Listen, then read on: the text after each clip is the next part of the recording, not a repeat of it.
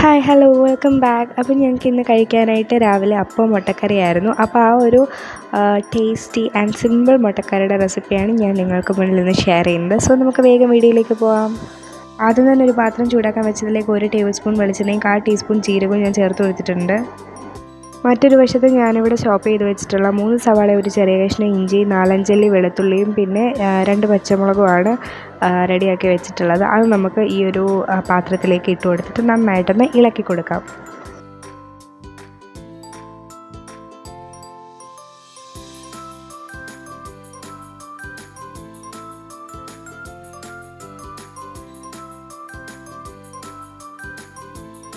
ഞാനിതിലേക്ക് 1/2 ടീസ്പൂൺ കല്ലുപ്പാണ് ചേർത്ത് കൊടുക്കുന്നത്. എന്നിട്ട് നന്നായിട്ട് മിക്സ് ചെയ്ത് കൊടുക്കുന്നുണ്ട്. നിങ്ങൾക്ക് നിങ്ങളുടെ രുചിക്കനുസരിച്ച് ഉപ്പൊക്കെ ചേർത്ത് കൊടുക്കാവുന്നതാണ്.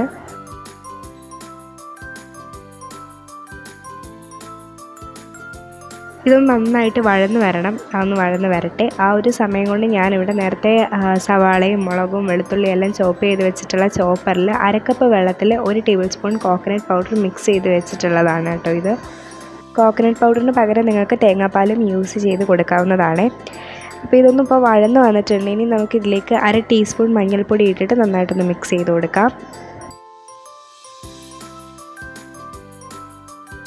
പിന്നെ 1/2 ടീസ്പൂൺ മീറ്റ് മസാലയും കൂടി ഇതിലേക്ക് ഞാൻ ചേർത്ത് കൊടുക്കുന്നുണ്ട്. ഇതിന് പകരം നിങ്ങൾക്ക് ഗരം മസാല ഉപയോഗിക്കുന്നതാണ്. ഗരം മസാല ആണെങ്കിൽ 1/4 ടീസ്പൂൺ മതിയാകും. അതെല്ലാം ഒന്ന് ഇളക്കി യോജിപ്പിച്ചതിന് ശേഷം 1.5 ടീസ്പൂൺ മല്ലിപ്പൊടിയും ചേർത്ത് കൊടുത്തിട്ട് ഒന്ന് ഇളക്കി യോജിപ്പിച്ച് കൊടുക്കാം. ഞാൻ മുട്ട കുക്കറിൽ പുഴുങ്ങാനായിട്ട് വെച്ചത് ഒന്ന് പുഴുങ്ങി കിട്ടിയിട്ടുണ്ട്. ഓക്കെ, പിന്നീട് ഇതിലേക്ക് ഞാൻ 1 കപ്പ് വെള്ളം ഒഴിച്ച് കൊടുത്തിട്ടൊന്ന് ഇളക്കി യോജിപ്പിച്ച് കൊടുക്കുന്നുണ്ട്. തേങ്ങാപ്പാലാണ് നിങ്ങൾ ഉപയോഗിക്കുന്നതെങ്കിൽ അതിലെ 2ാം പാൽ ഈ സമയത്ത് ഒഴിച്ച് കൊടുത്തിട്ട് ഇളക്കി യോജിപ്പിച്ച് കൊടുക്കാവുന്നതാണ്. ഇത് നന്നായിട്ടൊന്ന് ചൂടായി വന്നതിന് ശേഷം നേരത്തെ റെഡിയാക്കി വെച്ചിരുന്ന കോക്കനട്ട് പൗഡറിൻ്റെ മിക്സ് ഇതിലേക്ക് ചേർത്ത് കൊടുത്തിട്ട് നന്നായിട്ട് ഇളക്കി യോജിപ്പിച്ച് കൊടുക്കാം. ഞാൻ നേരത്തെ പറഞ്ഞ പോലെ നിങ്ങൾ തേങ്ങാപ്പാലാണ് ഉപയോഗിക്കുന്നതെങ്കിൽ അതിലെ 1ാം പാൽ ഈ ഒരു സമയത്ത് ഇതിലേക്ക് ഒഴിച്ച് കൊടുക്കാവുന്നതാണ്. പക്ഷേ അത് ഒഴിച്ച് കൊടുത്തു കഴിഞ്ഞിട്ട് നന്നായിട്ട് ചൂടായി വന്നതിന് ശേഷം ഉടനെ തന്നെ ഓഫ് ചെയ്യണം. തിളയ്ക്കാൻ അനുവദിക്കരുത്, പിരിഞ്ഞു പോകുവേ. ഇതിൽ നമ്മൾ കോക്കനട്ട് പൗഡർ ചേർത്ത് കൊടുക്കുന്നുണ്ട്. പിരിഞ്ഞു പോകും എന്നുള്ള പേടി വേണ്ട. ജസ്റ്റ് ഒരു തിള വന്നതിന് ശേഷം ഓഫ് ചെയ്ത് കൊടുക്കാവുന്നതാണ്. ഞാനിപ്പോൾ ഫ്ലെയിമെല്ലാം ഓഫ് ചെയ്ത് കൊടുത്തിട്ടുണ്ട്. എന്നിട്ട് ലാസ്റ്റ് ഉപ്പൊക്കെ നോക്കിയിട്ട് ഉപ്പ് ഇട്ട് കൊടുക്കുന്നുണ്ട്, കുരുമുളക് ഇട്ട് കൊടുക്കുന്നുണ്ട്. ലാസ്റ്റ് കറിവേപ്പിലയും കൂടെ ഒന്ന് ചേർത്ത് കൊടുത്തിട്ട് നന്നായിട്ടൊന്ന് മിക്സ് ചെയ്ത് കൊടുക്കുന്നുണ്ട്. അങ്ങനെ നമ്മുടെ ടേസ്റ്റി ആൻഡ് സിമ്പിൾ മുട്ടക്കറിയുടെ റെസിപ്പി ഇവിടെ റെഡിയാക്കി കിട്ടിയിട്ടുണ്ട് കേട്ടോ.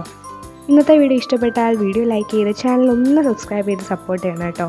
സോ അത്രേ ഉള്ളൂ ഇന്നത്തെ video. Thank you for watching.